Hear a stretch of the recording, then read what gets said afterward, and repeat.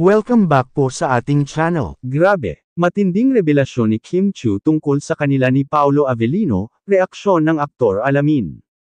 Para kay Kim Chiu, ang viral kissing scene nila ni Paolo Avellino sa What's Wrong with Secretary Kim, ang pinakamatindi sa lahat ng ginawa niya sa harap ng kamera.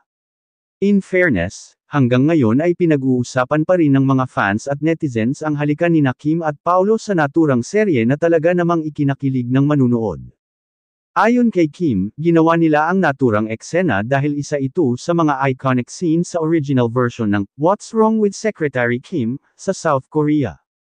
Dahil nga rito ay marami ang nagsasabing mukhang totohanan na raw ang relasyon ng Kim Pao at napifeel daw nila na hindi lang pang telebisyon ang kaswitan ng magka-love team. Sa isang interview, nagsalita si Kim tungkol sa mga intimate scenes nila ni Pao na parang hindi na raw aktingan lang.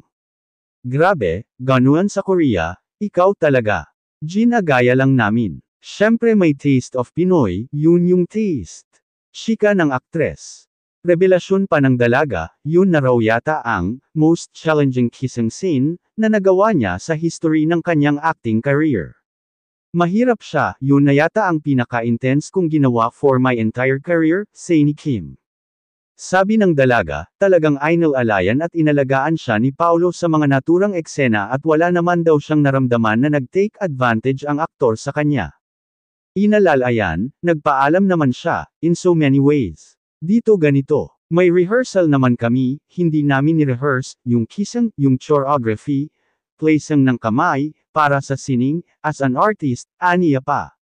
Nauna rito na ibalita namin dito na feeling daw ng mga fans at may namamagitan na talagang something special sa pagitan ni Kim at Paolo.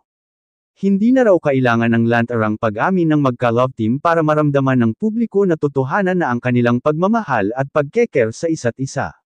Kitang-kita raw nila yan sa nag-uumapo at nagmumurang chemistry ng dalawang kapamilya star sa kanilang serye na What's Wrong with Secretary Kim. Talaga namang pak na pak ang kanilang rom-com series sa madlang people, lalo na kapag naglalambingan at nag-aasara na sila. Hand in hand kasi yun to make a show worth it or to properly portray our characters to Linlang and What's Wrong with Secretary Kim, ang pahayag ni Paolo sa panayam ng press. Akin kasi ang daming kailangan ayusin especially when we started in Linlang.